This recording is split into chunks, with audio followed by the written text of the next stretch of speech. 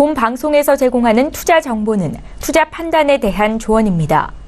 방송에서 제공하는 주식의 가치, 가격 상승 및 가격 하락에 대해서는 방송사에서 보장하지 않습니다.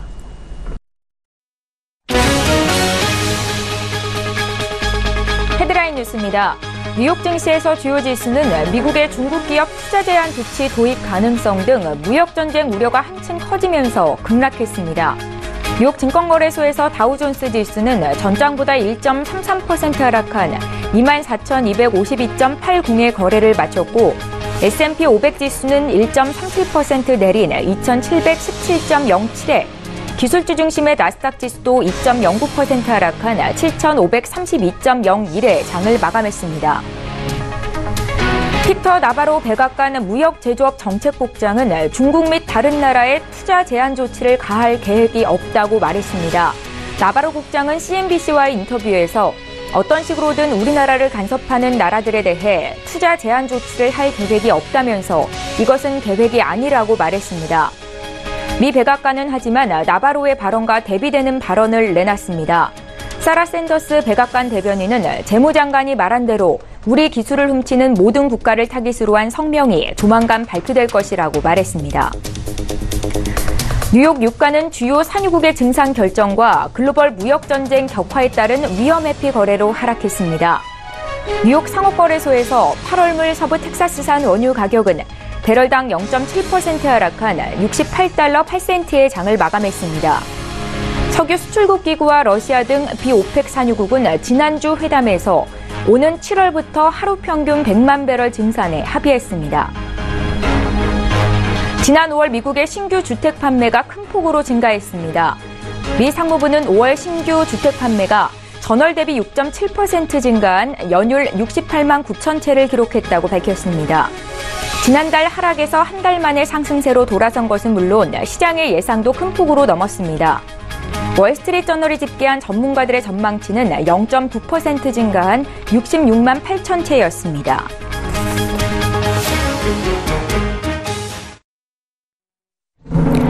시청자 여러분 안녕하십니까? 출발 증시와이드 1부 시작합니다. 최은정입니다. 어제 국내 증시는 미중 간 무역 분쟁 우려가 지속하고 달러화가 강세를 보였음에도 불구하고 소폭의 오름세를 보였습니다. 어제 원달러 환율은 전일보다 10원이나 오르면서 1,117원의 거래를 마쳤는데요. 이 같은 달러 강세는 신흥국 증시 투자 심리를 위축시키는 요인이 되고 있습니다. 오늘 새벽에 마감한 미국 뉴욕 증시 3대 지수가 일제히 급락했다라는 말씀 앞서 전해드렸는데 증시에 영향을 미칠 주요 이슈 분석 바로 이어드리도록 하겠습니다. 자, 오늘 글로벌 시시각각 시간에는요. 미국과 중국의 제2차 라운드 무역전쟁 우려가 심화되고 있는데 전 세계 증시에도 영향을 미치고 있죠. 언제까지 이런 갈등이 지속될지 살펴보고요. 또 달러 강세에 위안화가 약세를 보이고 있고 원화 가치도 급락세를 나타내고 있습니다. 국내 증시 영향까지 함께 짚겠습니다. 또 이어진 라이브 이슈타임 시간에는 면세점 빅3 시대가 열렸습니다. 면세점주에 대한 투자 의견 살펴보고요. 또 남과 북이 10년 만에 철도, 도로 협력 논의를 시작하는데 경제 협력주에 대한 투자 의견까지 전해드리겠습니다. 6월 26일 화요일 출중 일부 시간 지금 본격적으로 시작합니다.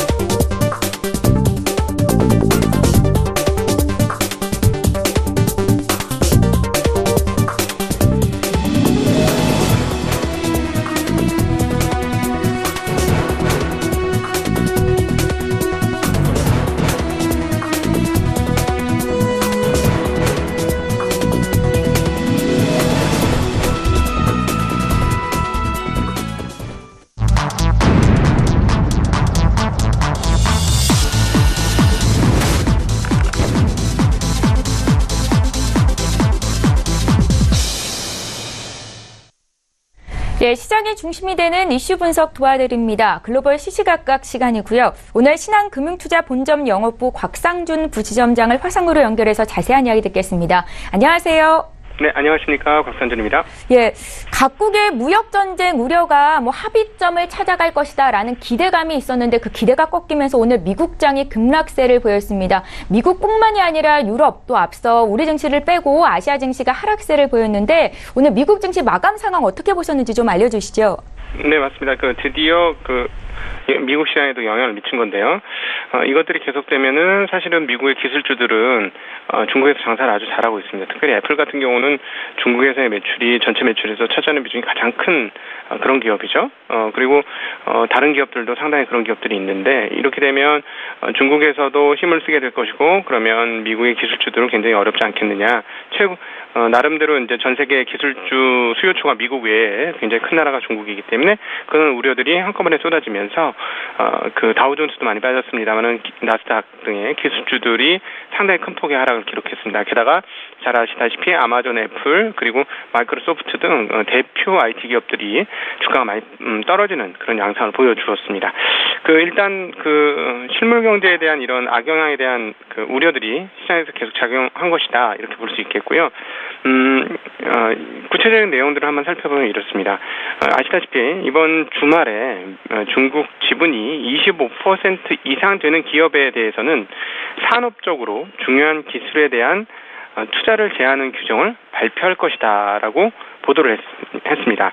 스티븐 무누신 재무장관이 투자 제한 조치는 중국에만 국한되는 것이 아니고 우리의 기술을 훔치려는 모든 국가에 적용이 될 것이다라고 이야기했습니다. 이런 말들이 아무래도 시장을 위축시키기에 충분했죠. 그러니까 투자 제한 및 또 관세, 계속적으로 이런 무역 분쟁들이 나타나고 있는 그런 상황이기 때문에 이것이 줄어들지 않고 더 커지는구나. 이것 때문에 지금 시장이 위축된 겁니다. 사실은 앞선 흐름에서는 최근에는 이런 어떤 무역 관련된 분쟁의 언급들이 있어도 시장이 별로 반응을 안 했어요.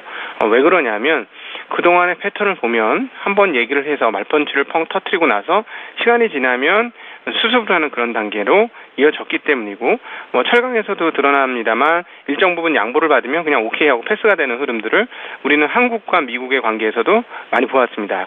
그리고 이런 것들이 다른 나라하고도 계속 그렇게 관련되었었죠. 캐나다나 멕시코도 나프타와 관련된 제업사항을 빌미로 관세 설정했던 것들을 좀 철회해주고 유예시켜주는 그런 흐름들을 보여주었습니다.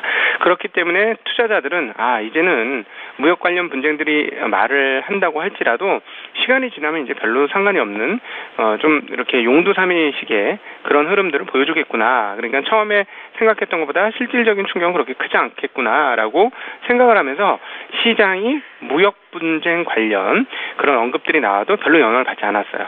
그런데 지금 이 상황은 뭐냐면 계속적으로 영향을 미치면서 중국과의 관계가 계속 악화되고 이로 인해서 중국에 또 장사를 하고 있는 미국의 기술주 기업들도 상당히 어려움을 겪을 수 있을 것이다라는 이런 흐름으로 다시 넘어온 것이죠.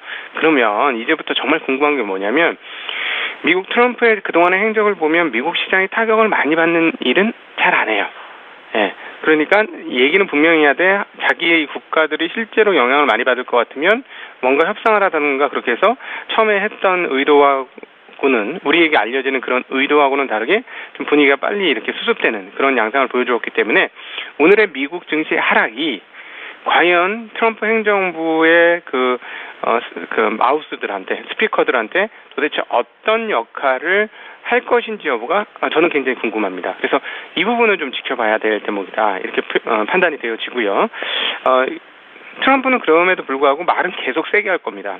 말은 세게 하는데 실제로 그런 조치까지 갈 것인지 여부가 지금 조금 고민되고 있는 거예요. 이번에 연속으로 계속 터뜨리고 있기 때문에 트럼프는 뭐라고 했냐면 미국산 제품에 대한 인위적인 무역 장벽이나 관세를 부과하는 모든 나라의 장벽 및 관세를 철폐할 것을 주장한다. 이렇게 얘기했고요. 만약 관세 장벽을 철폐하지 않는다면 미국은 상호 호혜적인 대응에 그 이상을 하겠다. 즉 너희들이 우리를 막고 있는 것들을 다 철회하지 않으면 우리는 그 이상 보복을 하겠다라는 얘기인 것이죠. 그래서 이 부분에 대해서는 조금 이따 다음번 이슈에서 조금 더 자세하게 말씀을 드리도록 하고 도대체 왜 이런 얘기들이 나올 것인지에 대해서 이렇게 들어보시면 지금 미국이 왜 저러는지에 대해서 조금 더 이해하시기에 편하실 것 같습니다.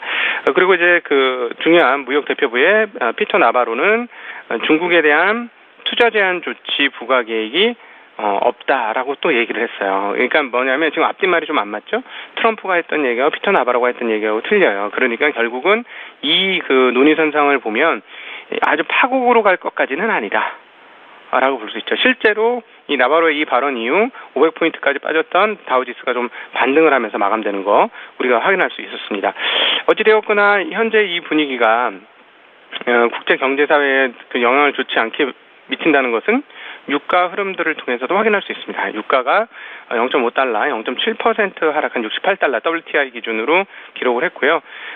그리고 그럼에도 불구하고 미국의 경기는 어떠느냐? 오늘 주가 빠졌습니다만 미국 경기는 상당히 좋습니다. 지금 이렇게 세게 미국이 치고 나갈 수 있는 이유 중에 하나는 미국 경기가 좋기 때문에 그렇다는 것도 대단히 중요한 포인트가 되겠습니다. 그 중에 하나가 바로 주택시장이죠. 주택시장이 계속해서 좋은데요.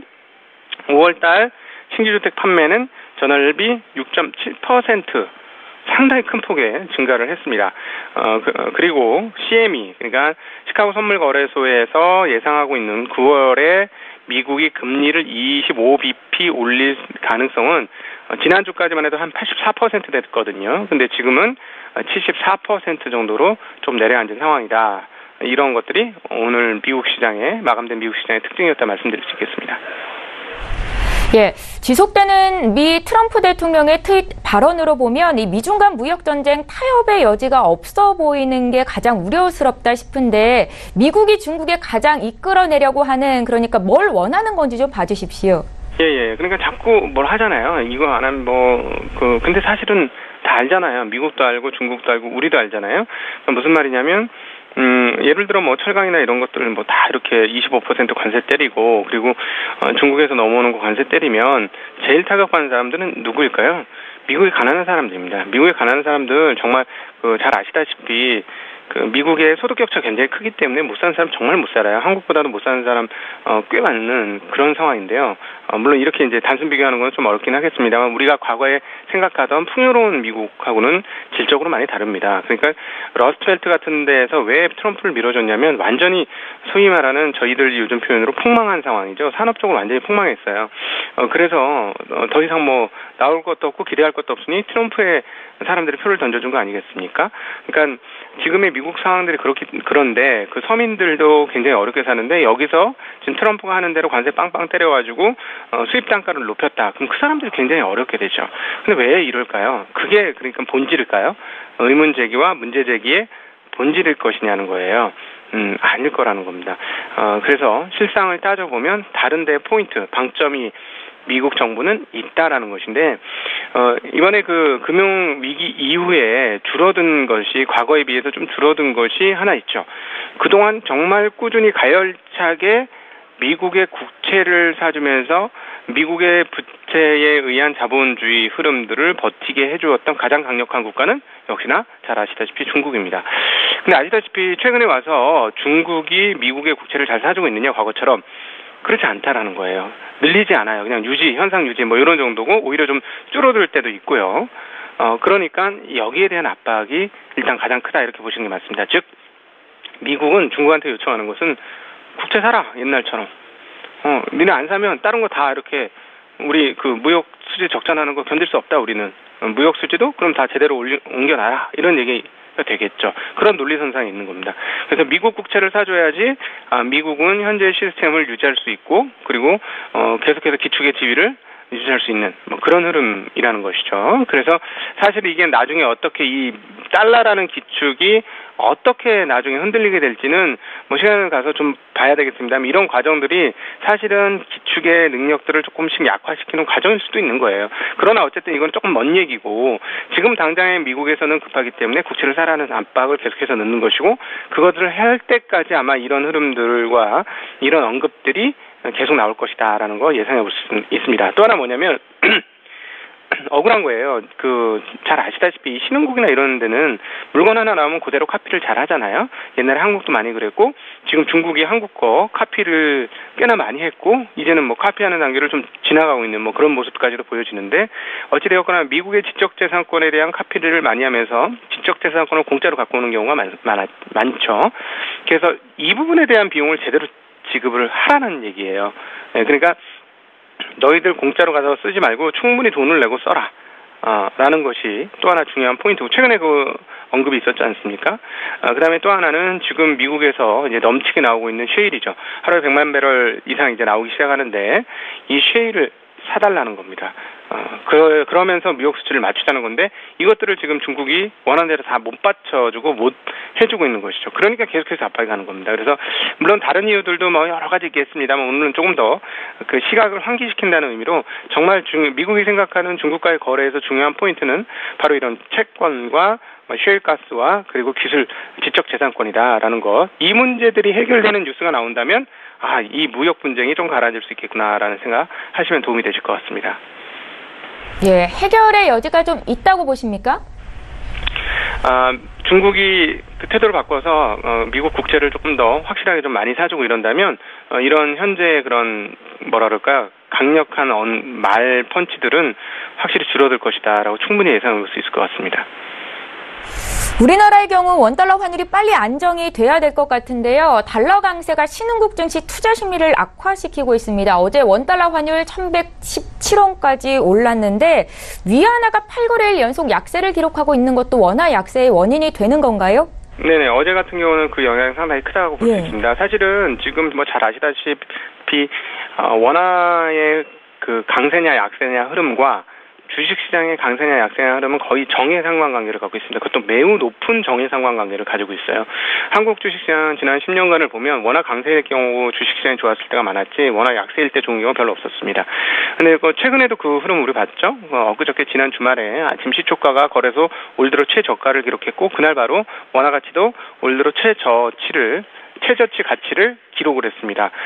그러니까 이게 연동을 했는데, 어제 같은 경우는 좀 달랐죠? 어제는 뭐 시장은 그렇게 크게 오르진 않았지만 떨어지지 않았지만, 원화는 3거래일 연속 최저치 갱신을 아주 강하게 하면서 언제 이 가격이 왔냐 싶을 정도로 1,060원 하던 게 달러당 1,110원대로 이렇게 약화되는, 6% 정도 약화되는 이런 놀라운 그 약세를 보여주었습니다. 근데 어제 같은 장에서는 위안화의 영향이 조금 더 컸다라고 볼 수 있는 게, 왜 그러냐면 달러 지수는 그렇게 많이 안 올랐어요. 달러 지수는 뭐 조금 올라 있는 84대에서 멈춰 있거든요. 85 살짝 가다 말았는데, 이건 그대로 84대였는데 지금 원화의 약세가 훨씬 더 강화된 것은 아무래도 위안화 영향이 굉장히 컸다라고 볼 수 있겠고, 결국 무엇이냐면 그 수출을 중심으로 GDP의 수출이 상당 부분을 차지하는 두 나라의 그런 산업 구조가 같은 영향을 좀 미친 거다, 환율에라고 볼 수 있습니다. 그래서 사실은 어제 정도 되면은 안정이 될 거라고 생각을 했었는데, 그렇지 못했던 것은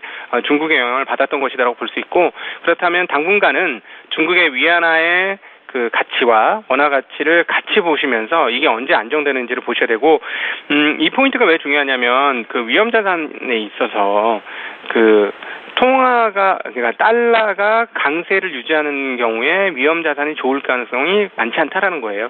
달러가 약세가 될 때 위험자산이 거의 항상 좋았기 때문에, 특별히 최근의 흐름은 더 그랬기 때문에 달러 약세는 앞으로 주식시장 흐름을 포인트를 잡는 데 대단히 중요하기 때문에 이 부분은 꼭 기억하셔야 될 것 같습니다. 예, 이슈 분석을 통해서 국내 증시에 미칠 영향까지 의견 들어봤습니다. 신한금융투자본점 영업부의 곽상준 부지점장과 함께했습니다. 잘 들었습니다. 네, 감사합니다.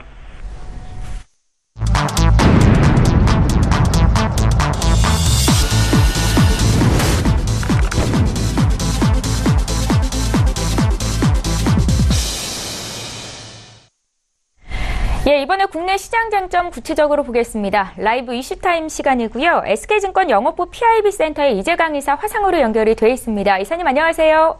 네, 안녕하십니까. 예, 반갑습니다. 오늘도 첫 번째 이슈부터 좀 보겠습니다. 인천공항 제1터미널 면세점 사업자로 신세계가 단독 선정되면서 어제 주가가 7%나 급등세를 보였습니다. 현재 신세계는 롯데와 호텔신라에 이어서 면세점 시장 점유율 3위라고 알고 있는데요.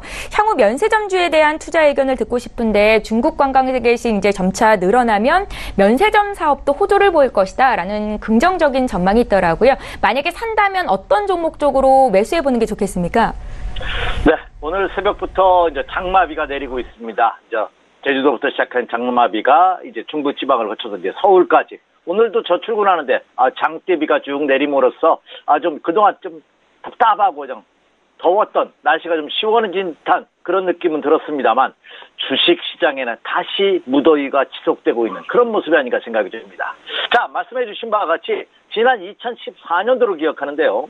국내 면세점 업체 경쟁률이 굉장히 치열했습니다. 면세점을 한번 신청만 한다면 그 기업은, 그 그룹은 오히려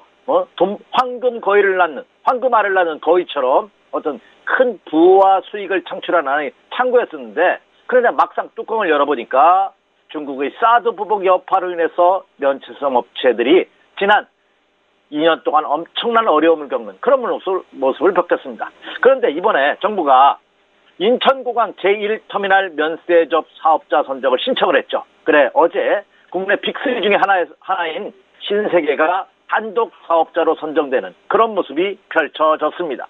특히 이번에 사업자로 선정된 인천공항 터미널에서는요, 전문용어로 DF1이라고 합니다.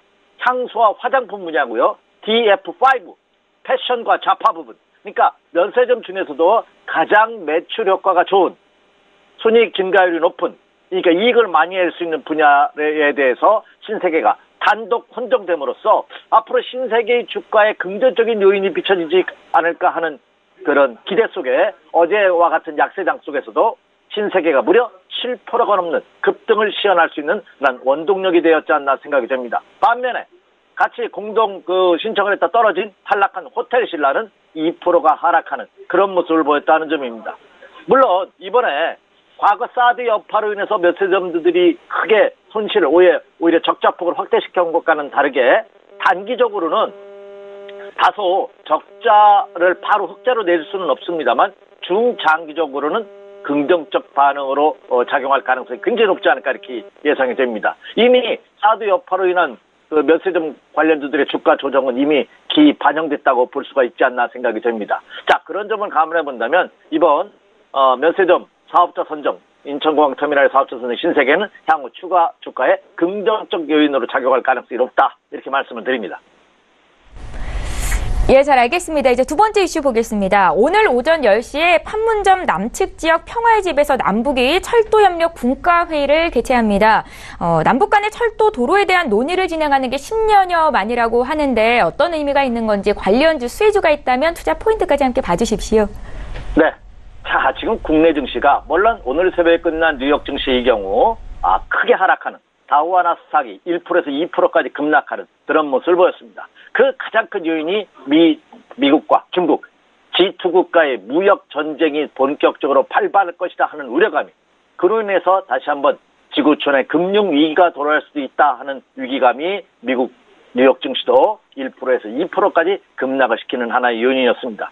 국내 증시는 해외 증시가 상승할 때도 제대로 상승하지 못했기 때문에 해외 증시, 선진국 증시 조정 양상을 보면서 국내 투자자들은 오늘 아마 근심과 걱정이 크지 않을까 이렇게 예상이 되는데, 그러나 투자자분들 이걸 한번 생각해 보십시오. 어차피 피할 수 없는 것은 긍정적으로 맞서라는 주식 투자 경험도 있고요. 또 하나는 이미 국내 주식시장 선조정 받았다는 그런 매력이 있지 않나 생각이 됩니다. 그리고 또 하나, 우리 최양끝께서도 언급해 주신 바와 같이 국내 시장은 이 썸머 랠리는 없지만 여름장을 무사히 넘긴다면 오히려 긍정적인 시나리오가 기다리고 있지 않나, 긍정적인 호재가 기다리고 있지 않나 하는 기대감을 갖고 있는데 그 기대감이 바로 이것이 아닌가 생각이 됩니다.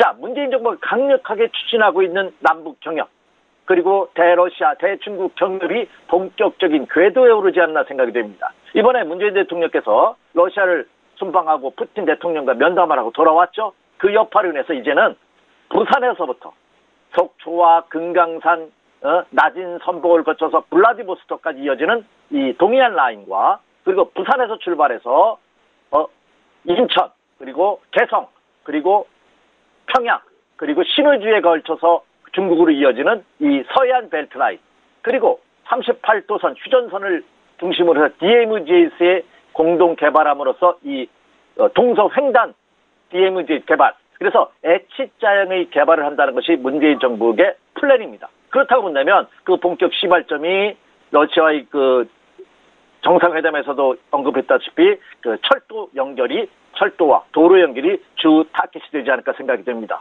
자, 이것을 기반으로 해서 러시아뿐만 아니라 북한과도 본격적인 논의가 시작될 가능성이 크지 않을까 이렇게 생각이 됩니다.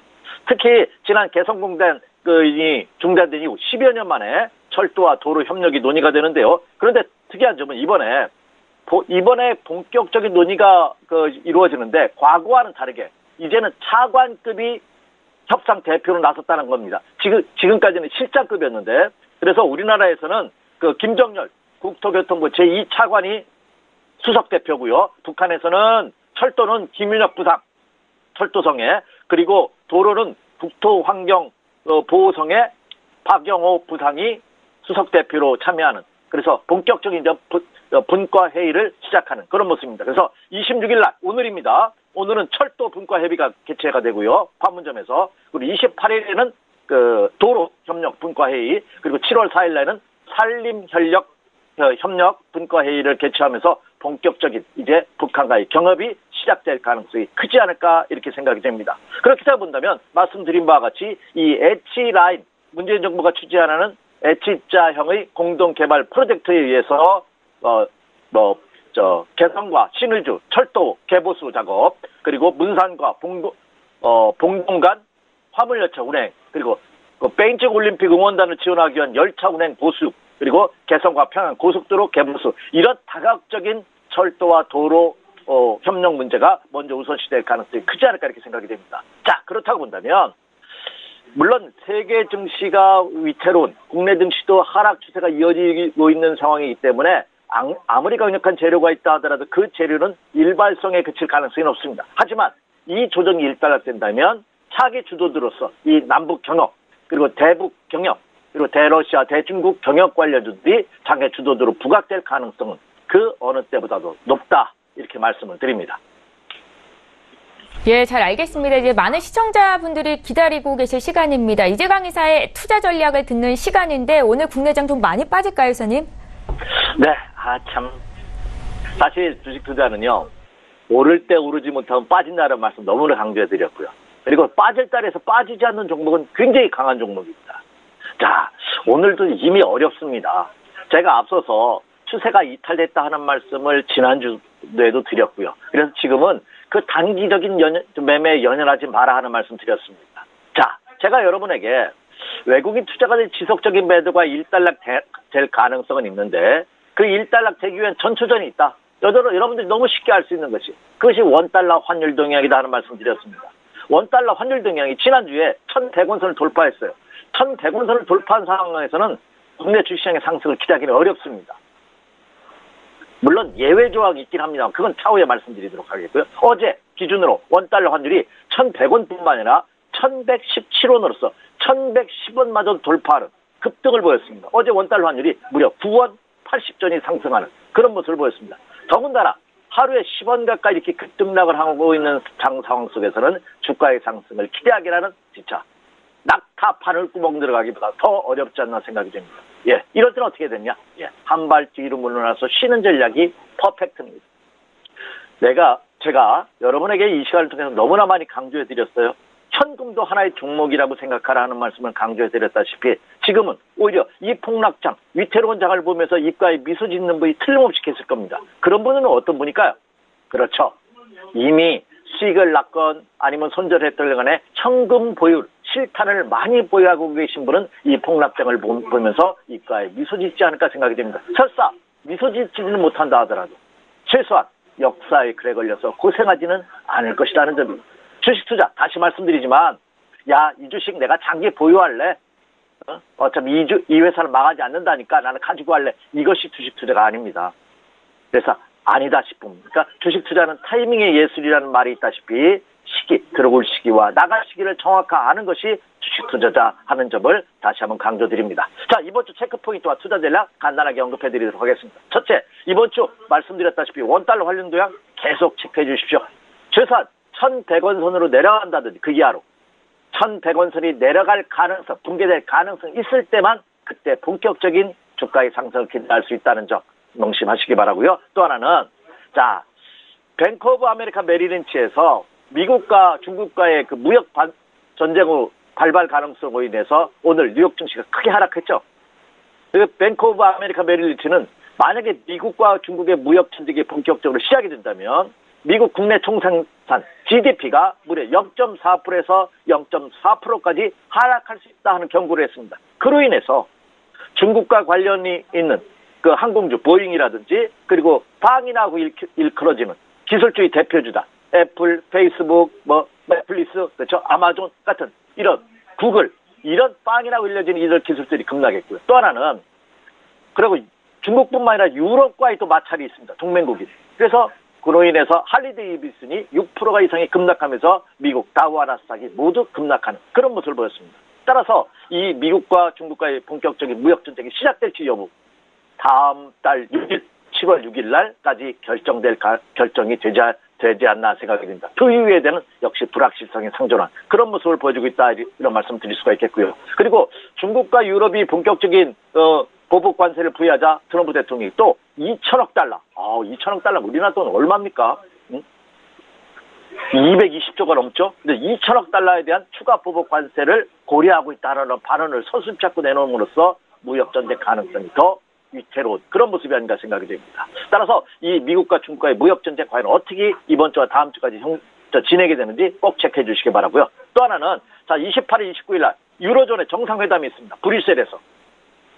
과연 유로존의 정상들은 미국과의 이 관세 전쟁, 무역 전쟁을 본격적으로 대응할 것인지 어떤 공동 대책을 내놓을 것인지 굉장히 중요하고요. 그리고 26일 날 경제지표 중에서 26일 날 6월 소비자지 신뢰지수가 발표가 되고요. 그리고 페드에서 가장 중요하게 여기는 지표죠. PCE 지표, 개인 소비 지출 지표가 29일 날 발표됩니다. 이런 거 한번 체크해 주시기 바라고요. 자, 그리고 또 하나. 미리 선조정을 받았던 중국의 상해 종합지수가 3,000포인트가 21개월 만에 근 1년 반 만에 붕괴가 됐어요. 과연 상해 종합지수가 3,000포인트 붕괴된 이후 중국 시장이 3,000포인트를 언제 회복하느냐 이걸 체크해 주셔야 됩니다. 왜냐? 중국 시장이 3,000포인트 이하에서 논다면은 이 또한 국내 증시에 악영향을 끼칠 가능성이 높기 때문에 중국 상해 종합지수 3,000포인트 회복 여부 체크해 주십시오. 이렇게 말씀을 드립니다. 자, 결론입니다. 이미 제가 여러분에게 상승 기조 하에서도 주식 투자에서 수익을 나기가 너무 어렵습니다. 하물며 지금은 하락 기조입니다. 물론 종합지수가 30포인트, 40포인트, 50포인트 폭락하는 장 속에서도 상한가에 들어가는 종목이 틀림없이 있고요. 상승하는 종목 수가 틀림없이 있습니다. 하지만 이 또한 모래사장에서 바늘 찾기입니다. 그리고 그 상승 종목이 연타가 없어요. 연속성이 없습니다. 그러니까 개인 투자가들이 수익을 내기가 너무 어렵다는 겁니다. 그래서 이미 이 시장은 추세 이탈이 된 국면, 하락 기조이기 때문에 매수를 자제하자 하는 전략을 드립니다. 그리고 또 하나는 반드시 여전히 현금화합니다. 지난주에 너무나 많이 강조해드렸던 얘기입니다. 현금을 보유하시기 바랍니다. 그리고 매수한다.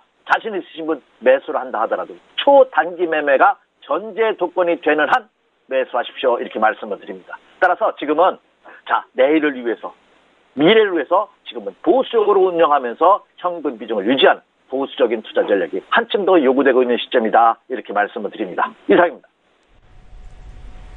예, 지금은 한 발 뒤로 물러나 쉬는 타이밍이다라는 조언을 주신 겁니다. 지금까지 SK증권 영업부 PIB 센터의 이재강 이사와 함께했습니다. 말씀 잘 들었습니다. 네, 감사합니다.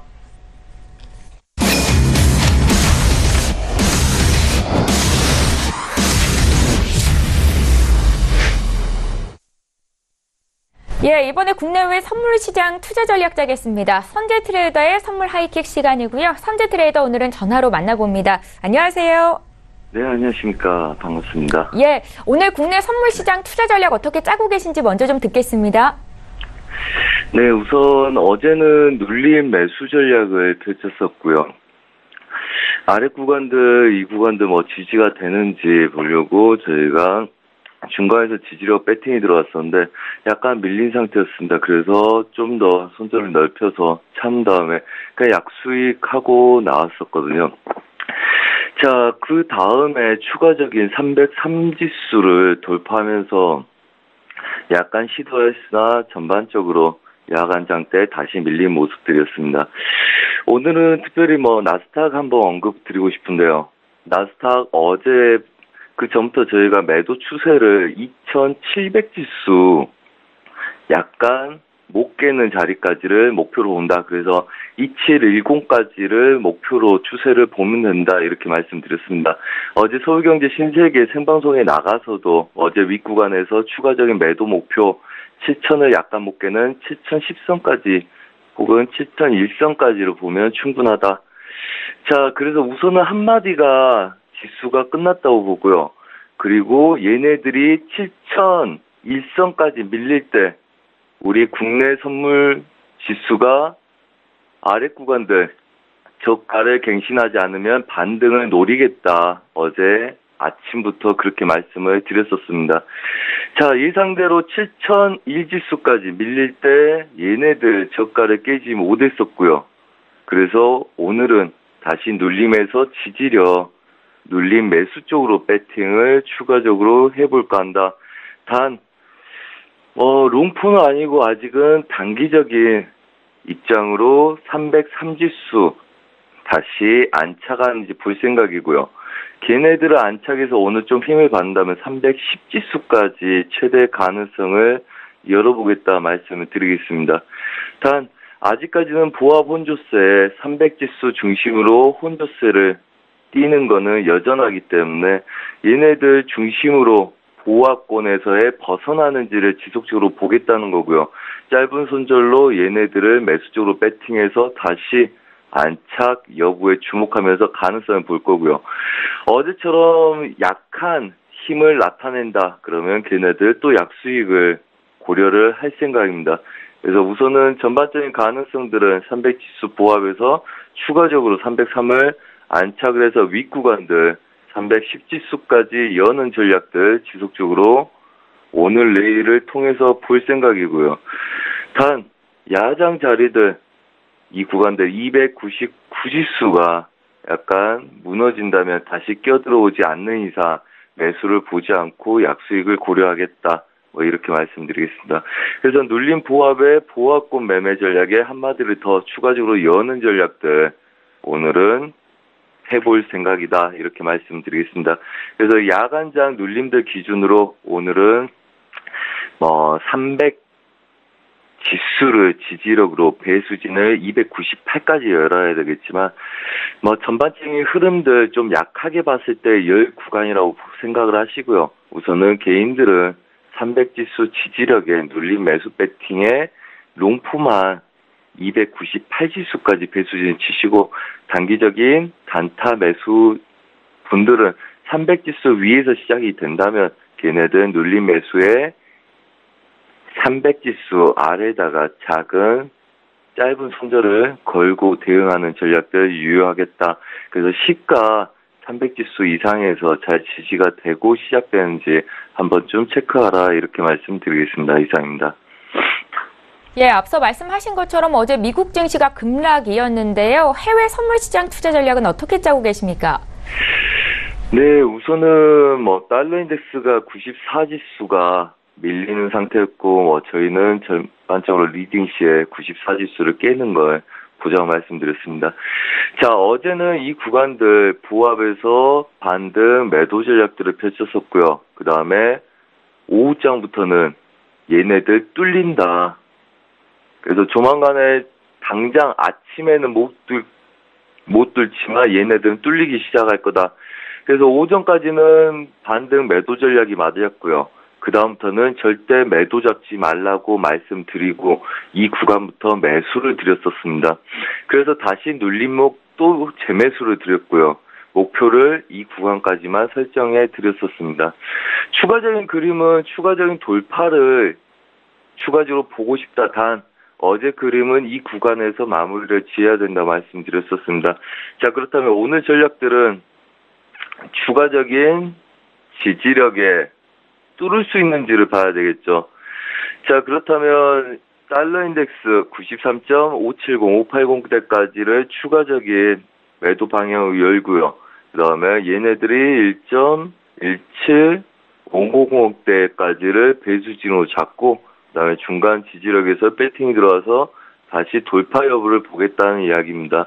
단, 전 저가들 근처에 놓여있기 때문에 1.180대들 굉장히 중요한 역할을 했었죠. 지지력 역할을 했었던 구간을 뚫을 수 있는지를 보는 거기 때문에 무리해서 쫓아가기보다는 지지력들 근처에 다시 눌림을 줬을 때 배팅을 들어가시고요.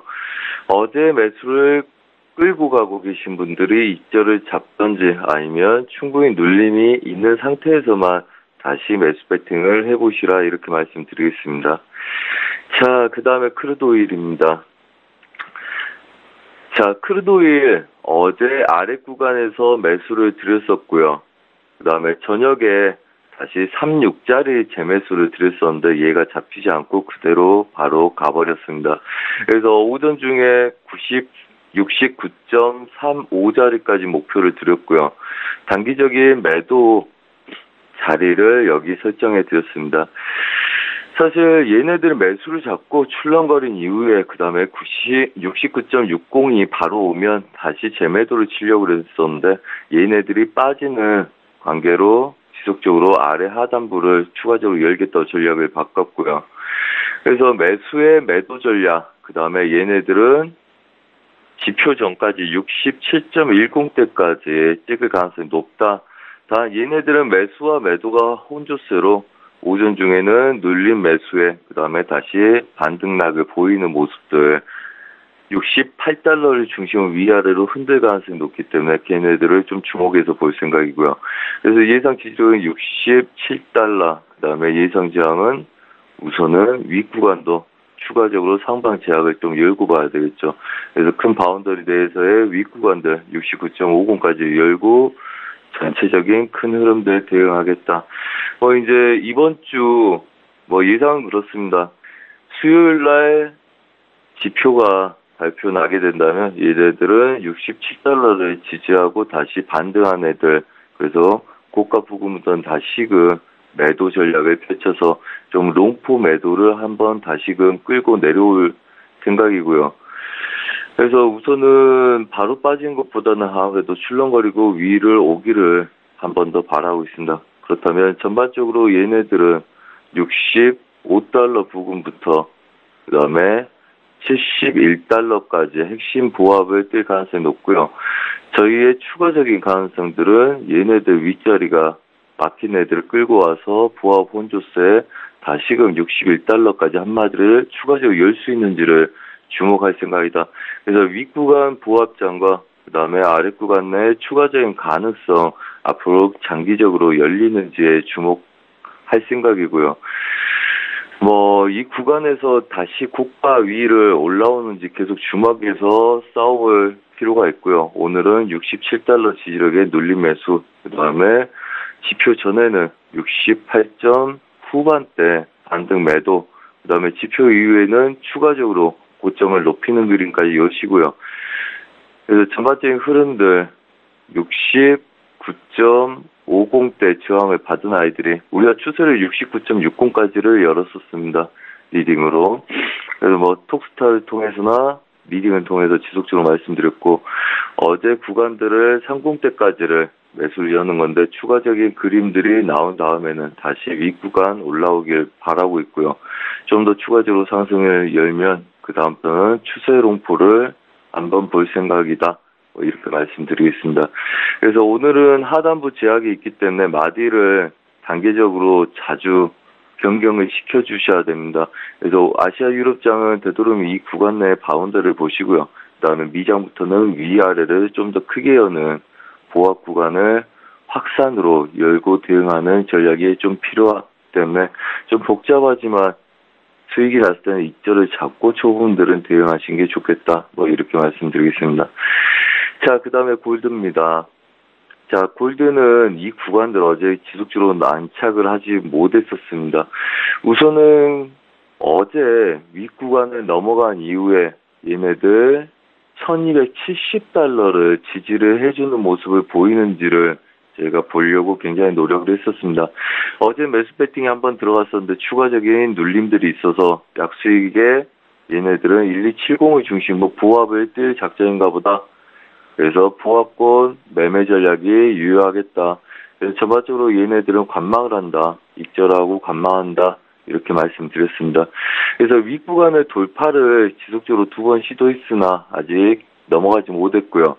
아직 저가 지지력은 받아내고 있기 때문에 오늘 저가 지지력을 받아낸다면 추가적으로 상승 여력을 도모해 보겠다 이야기이고요.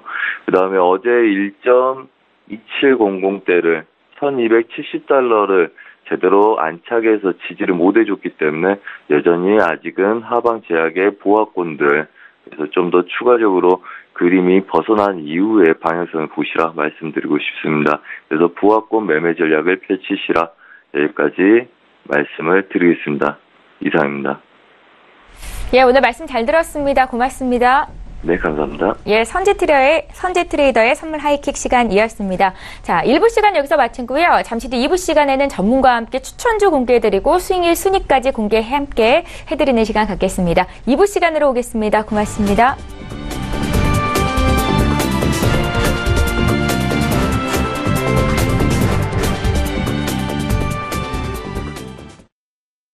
본 방송에서 제공하는 투자 정보는 투자 판단에 대한 조언입니다. 방송에서 제공하는 주식의 가치, 가격 상승 및 가격 하락에 대해서는 방송사에서 보장하지 않습니다.